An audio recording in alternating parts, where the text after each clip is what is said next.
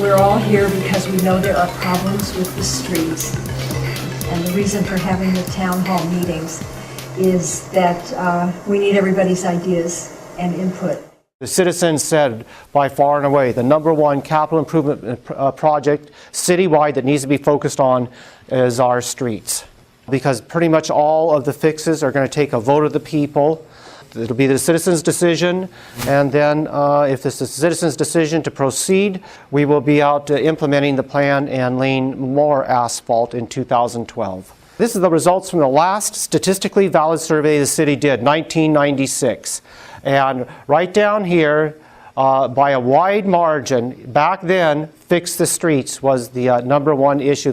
The streets are going to continue to degrade without additional funding. This is what the citizens panel says. So we got to put, it's going to take additional funding to get behind our streets to bring them up to the standard that I think we would all like to see them at. They did an entire survey of the streets, did a pavement rating. There's a pavement rating system. They drove all the streets, analyzed them, and on average, our streets scored a 60. 0 being gravel, 100 being a brand new paved street. The green bars show the funding levels they recommended, and this is through 2010. And this actually shows the level of investment with the existing funding that the city had. Some of the key issues on why our streets have gone down goes back to dollars. Revenue sharing. It was a federal program where the federal government, taking some of our income tax dollars you pay back to DC, redistributed it on a per capita basis to every city and county in the nation. That stopped in 1987. This city took a hit of about $750,000, and in 1987 that was a big hit to the city of Walla Walla, and it put that city council back then with some tough issues on where are we going to take the cuts from. Here we went back and looked at staffing, and it was somewhere right around here in 1981 is when they started taking the hits in streets. And if you remember what was going on in 1981, we were right in the midst of the worst recession up until this recession. We have about 144 miles of streets out there within the city limits. We're not talking about just 2-lane roadways. We're talking about 3-lane, 4-lane, 5-lane roadways. So that's why we list also the lane miles, because we have different widths of street. Means more asphalt. The other items that we take care of, 53 signalized intersections, traffic signals, 14 school zone flashers, roughly 8,000 signs, 24 bridges within the city, and 550 city-owned street lights. The duties of the street crew, some of the folks that are here tonight, what they do, they take care of the street signs. We have traffic signal maintenance and repair, street lights, snow and ice removal, salting, take care of the pavement striping and marking, filling too many potholes. There's a lot of street to take care of. So it really results in, some of the streets get a little bit neglected. We just don't have enough funding to do an adequate job there, which is why we're here. They also help with the leaf pickup program in the fall. This is a overview map of the city of Walla Walla street system by classification. Isaacs, for example, being a principal arterial. We have minor arterials being the green. Then we get down, we're into the major collector, which is this purplish color. And you see all these other streets in here. Those are all considered local streets or residential streets. Here are examples. I mentioned Isaacs as a principal arterial. What's interesting here, yes, it represents 7% of our roadways, but it carries 75% of our traffic. You look at the minor arterials such as Howard here, representing 15% of our roadways, but 50% of the traffic. We're kind of working our way down here. Urban collectors such as Pleasant, 9% of our roadway system, carries 25% of our traffic. Then we get down to our local access, our residential streets. 69% of our system, but only 10% of our traffic. So you can kind of see this feeds into that feeds into the bigger, and on up the scale we go. This is some examples of some of the deterioration that we see out there. This is 2nd Avenue right here. You can't see it real well, but there is a level that goes across here, and there's probably about a 2-inch drop in there. 13th Avenue, if you've run the portion between, I believe it's Rose and Pine, just really deteriorating. Poplar, if you could see this, there's actually a new stretch of pavement right here and an old stretch here that has chops from utility cuts in it. This is one of the graphs that came out of the study that was done in 2003 and 2004. Here we sat back in 2004 sitting at 60, and Mr. Shaw had mentioned 100 being a perfect street, 0 basically being gravel. You can see excellent, 100, failed, 0. Well, this curve tells us what is kind of the general predictor of what happens with pavement over time. We figure that we're probably sitting somewhere around 40 right now. Here's a preventative maintenance approach. So as the pavement starts to deteriorate, we want to catch it and bring it back up on the curve. You can do that with a chip seal. It's a very good preventative maintenance approach. You can see the cost for this 500-foot block for these two roadway widths. Well, if you don't catch it then and you let it go a little further, you just went from about 4,000 to 40,000. You let it go further, we're up to 64. You know, if we need to do something more significant, we're up to 80. Well, now we're stuck reconstructing the thing, and we're looking at $92,000. When you get your property tax bill and you pay, for every dollar, 54 cents goes to the schools, 20.5 cents comes to City Hall for the operations of the city, 13 cents goes to Walla Walla County. Emergency medical services, a little over 4 cents, just under 4 cents for the police station bond issue. 3 1/3 cents out of every dollar goes to support the ports. And then here's the fire station bond at about 1.4 cents out of every dollar. So all of your property taxes typically come into the general fund. This is where all the sales tax comes into. And the general fund is kind of the big daddy fund in the city. You can see here all the activities it hosts. When you pay your water bill, your sewer bill, garbage, landfill, stormwater, ambulance, these are restricted funds. City Council cannot say, gee whiz, let's just quit spending some money over here in sanitation or water or stormwater and let's give it to streets. The city cannot do that. They are restricted funds. We're audited by state auditors every year. So these funds over here, typically the property tax, the sales tax, lots of flexibility on how we want to use them. Okay, so here's the general fund, that big daddy fund. Where do those property tax and sales tax dollars? Well, the biggest chunk is pretty evident right off the bat. It goes for emergency services, fire, ambulance, police. That's the biggest piece. And then we do have a piece here for parks. We got a piece here for library, general government, which covers our judicial system, council, administration, IT services, HR services, finance, budget. There's a little bit here for public works because we host some of the engineering costs in general fund. And there you can see, it's about $23.5 million per year is what we spend on the general fund. Obviously, some communities out there are doing their street maintenance effectively. How are they raising the money? And one thing I'm really wondering is when you look at these communities, are they putting in more of their general fund into street maintenance? Tri-Cities has pretty darn good streets. Tri-Cities is relatively new, and so as the developments occurred and it continues to grow, there's the new streets that grow with the city. Walla Walla is a really old city, so that's one of the reasons. There are impact fees, so every time you build a house, you paid to get your home permit $2,500 for every house permit was going into a street impact fund. And with the growth that occurred in the last decade in those areas, the coffers overfloweth. So money was readily available. It looks like a large number right off the bat. You think 1.7 million, wow, that's great. But when you really start dialing down into this, we have the crew, that's it's about 600,000 here of personnel costs, benefits, things like that. We have some loan payments in here, roughly 70,000. Engineering and vehicle, administration, repair, various items, design items like that. 317,000. Up above, a couple other smaller portions of the pie. This is always an interesting one, the streetlights power. The $358,700. You have 1,800 to 1,900 lights that are provided by Pacific Power. They take care of them, they provide the power to them, they're not metered, so there's a schedule that we pay for those streetlights in our city. This little piece in here, just some various minor maintenance items. And then here's our asphalt. I think you mentioned before, 153,000 previous year. 157. 157. This year we're up to 275,000. And because of that, The increase and where that's coming from is associated with the payment in lieu of tax associated with the IRP program. Last year, when the council adopted the water and sewer replacement plan, all right, they did that. They funded that through a 5-year utility rate increase.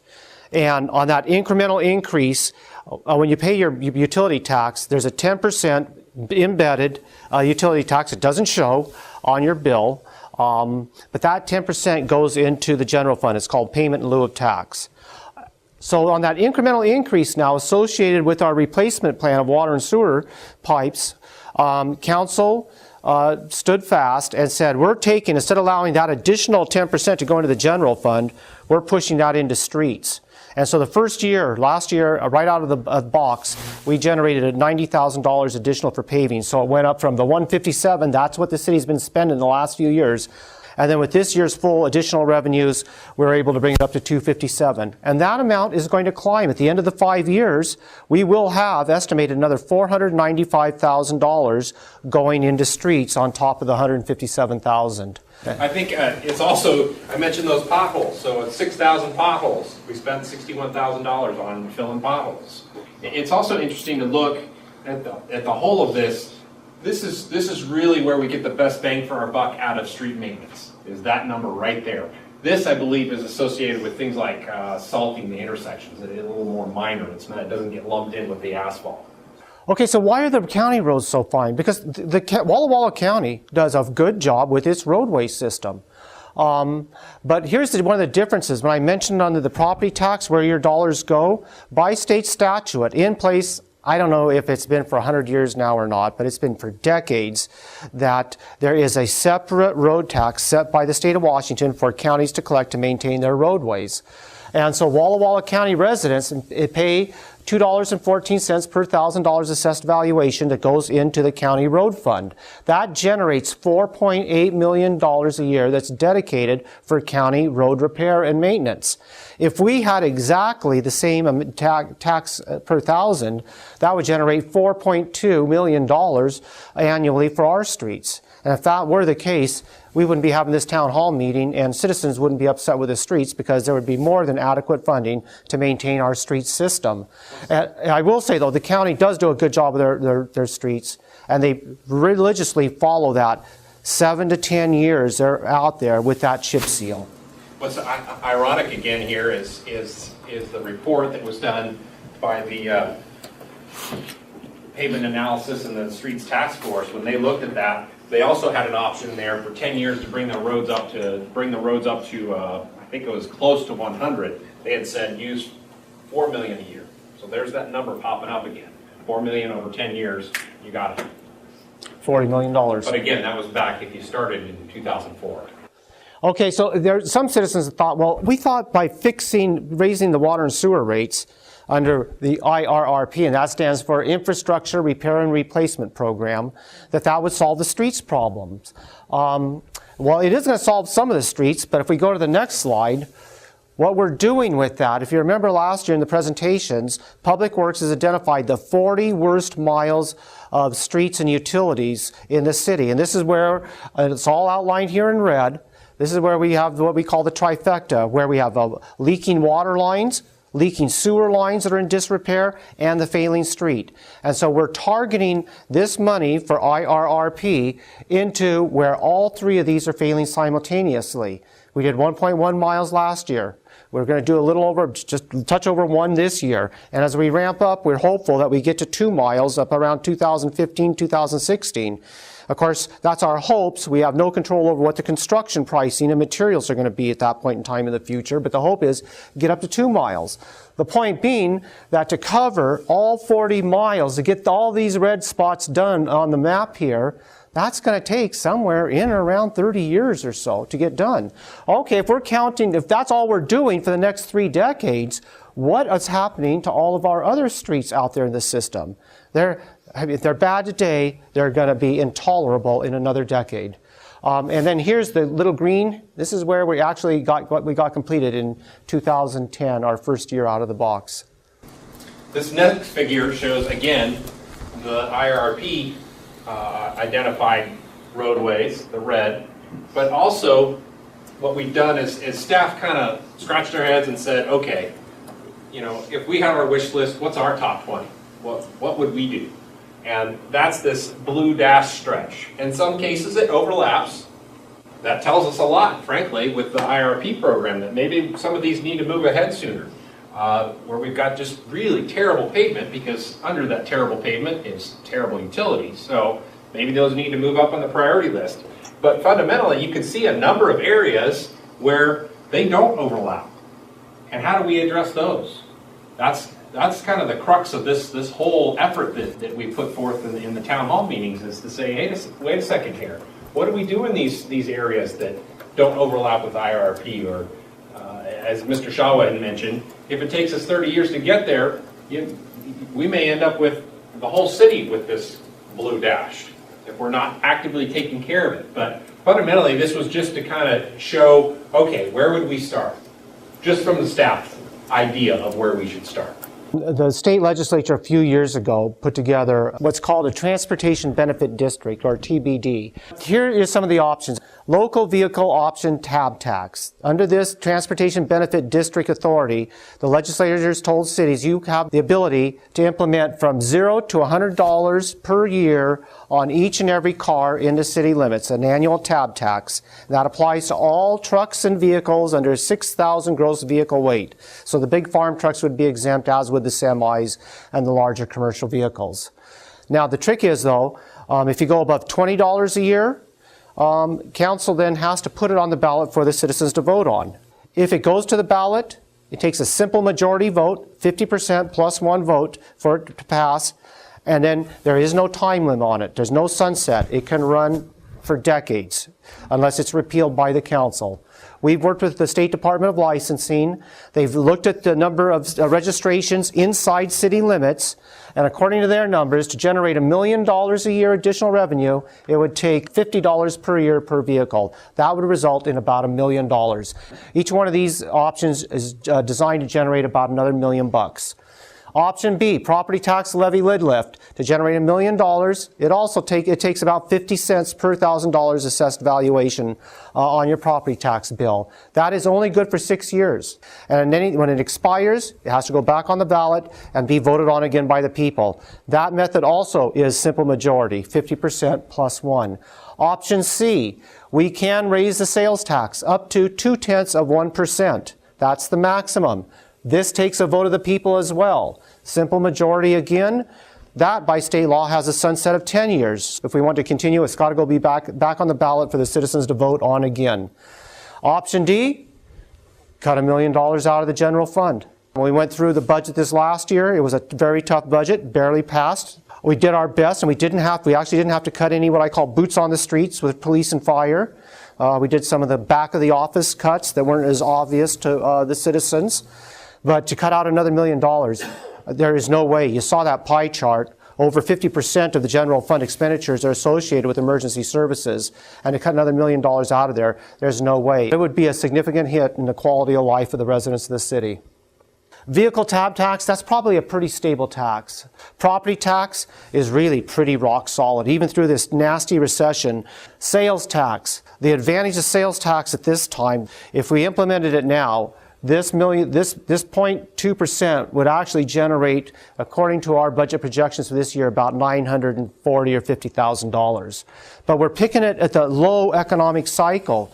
As the economy does come back up in the next 2, 3, 4, 5 years, this would probably generate the sales tax we expect could generate as much as $1.2 or $1.3 million a year.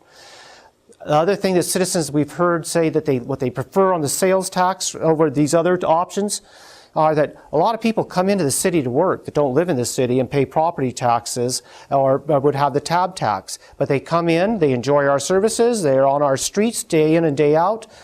They spend money in the city, so we would get a payment out of them. And then, of course, all those visitors that are coming over to pick up their fancy cases of wine, they would be contributing to our streets as well. This is kind of a buried tax. It would generate the same dollar amount as these other two, but this one comes in one big hit when you get that tax bill that you got to pay twice a year. And the same with your vehicle tabs. It's one big hit. It's really obvious. The 0.02 kind of disappears into the day-to-day expenditures. And so psychologically, I can see why people would probably lean to that one. We'll see what the survey says. That's one thing I like about some of these taxes is at least, or these options, is give us a chance. If we can get out there, if we can hit the ball, if we're performing, all right, you folks have the rights then to say, we're going to vote that in again. If we're not hitting the ball and you're not happy with the performance, it disappears. You can vote it down and it stays off the books and out of your wallet. Yes, sir. Chip sealing. Chip sealing. You contract that out, or does the city keep it? We actually go with the county. They've got the equipment. They're laying tens of miles every year. The city used to chip seal a lot of roads, and they haven't done it for the past 10, 15 years. The equipment's all gone, as I recall. Our chip sealing capability's gone. What we have to do for the first few years is really get out there and save the streets we can save. Some of the streets are in such bad condition that it's going to go to reconstruction, but that's so high priced. If we start out there and do that for the first few years, all of these other streets that we could still save or salvage, they're going to continually go into disrepair. So that would probably be the strategy, is to really ramp up the crack sealing, chip sealing, and the asphalt overlay, and then get down here to the reconstruction towards the middle to the end of the program. So what could we do if we had $1.5 million a year? We could target 1.25 annually for the paving, chip sealing work. We suggest, this came out of the report, we suggest earmarking a couple $100,000 or thereabouts for the residential streets. Sidewalks are important and bicycle lanes are important. And $50,000, it's not a terrible amount of money, but it's enough money where you can actually, if you have it coming in each and every year, we can make improvements to some of our sidewalk systems and bicycle lanes. This is just a quick rundown of some of the variety of pavement maintenance options out there. Got an example on Boyer, was an overlay. Existing pavement was there, put a new lift of asphalt right over the top of it. Poplar, last year, ground out the bad pavement and put in new pavement. Highland, you can't see it very well, but this is a skin patch where there's a bad stretch of pavement right through here, and they just go through and basically put in pavement where it's needed, where it's failed, just within those limits. Nothing real fancy. In fact, it looks pretty bad, to tell you the truth, but it does the job. Tossic, we mentioned the chip sealing. That was done last year. I believe the county did that in partnership with us. We provided the county the funds, the county did the chip sealing for us. When you take a look at the relationship of miles of this and the high density traffic, the county roads got to be exceptionally low, except there's hundreds of miles of them. Right. What is being done to try and tap that base for the betterment of all the citizens? You, the county resident, are paying your road taxes for those roads. And I believe that would be deemed probably be a gifting of public funds, which is constitutionally prohibited. I don't think the county could just say, here's City of Walla Walla, take some of our tax dollars from our citizens and go spend it on your streets. Council appointed a citizen oversight committee of 5 people. They have full access to all of our accounting records. They audit our records to verify that all of the money that we said would go into those infrastructure projects did go into those. We issued the annual report, and all 5 of the committee members signed it, and it was sent out to every household with a utility bill in March of this year. And there are sunset provisions, and we have that with the infrastructure plan. We have a 3-year sunset. Each and every year, every fall, we go through the Citizen Oversight Committee, their audit, not just of the dollars, but how we spent the money, did we handle the money correctly, was our bidding process correct, and so forth. And we would recommend the same thing. If the citizens have confidence in us to give us additional funding for these streets, that's the same system we'd set up. This is a key issue. We can pass the buck, but you know, at the end of the day, really what this comes down to, it's all of our issue, and we all have a responsibility in this. Because what happens when times get tough, just like we saw last year, people come in, there's special interest groups, something that's near and dear to their heart that the city provides for them, and they come in and they advocate for it. Whether it's social services, or parks, or library, even water sewer has advocacy groups. Police has strong advocacy groups, as does fire. And so when we're looking at reducing budgets in one of those areas, there's strong pushback from the citizenry. Streets just don't have much advocacy. And so that's where all of us have some responsibility to speak up and say, this is important to us.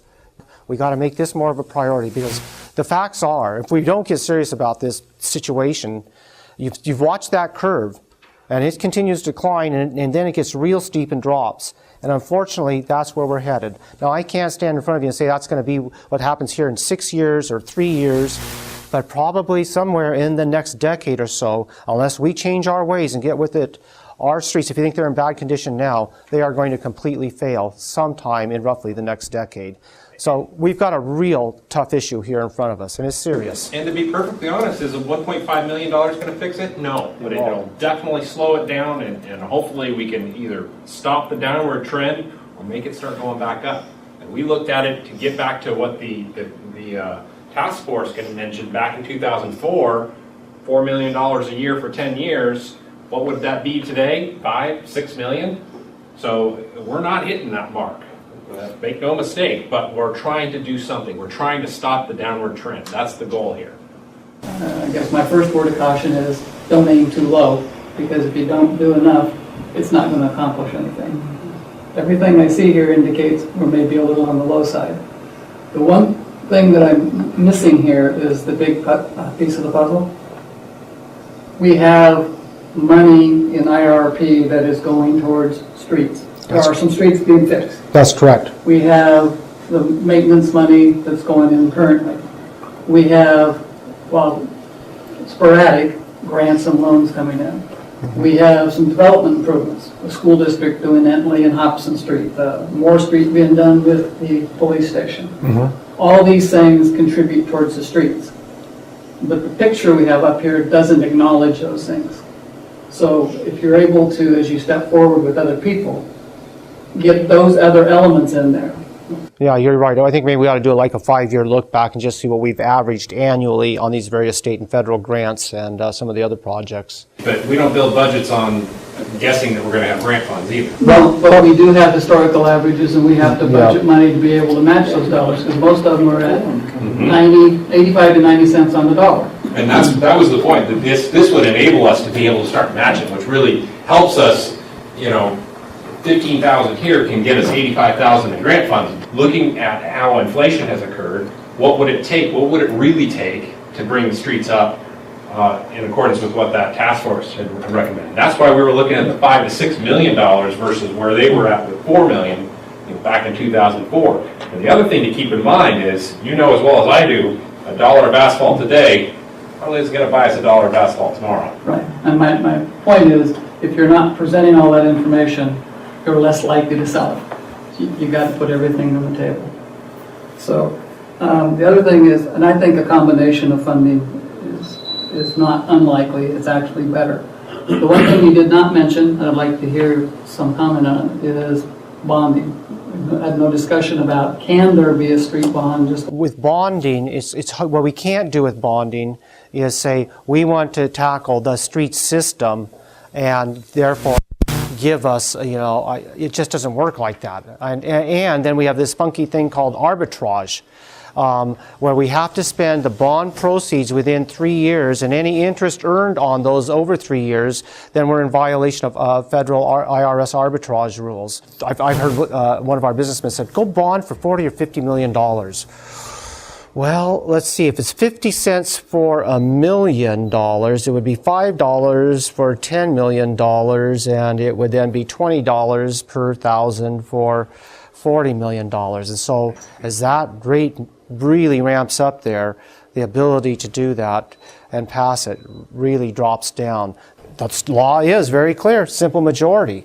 And boy, it's a lot easier to hit that simple majority than it is that supermajority. Bonding's not, I don't think, is a real good solution to establishing a true long-term street maintenance program. Where do you really want your streets at in your city at what, 60, 70% good or 90% bad? I mean, where is it going to go to take to the point where it turns around? How much money is it going to take to get that? Eventually, something's got to give. If we spend 18 months on promoting some kind of streets plan, and we fail this time, and they finish this up in 2004, it's 2011, we wait to start talking about this again in 2018, the bill has gone way up and our streets are just that much worse. It's really, we're gonna have to deal with this at some point somehow.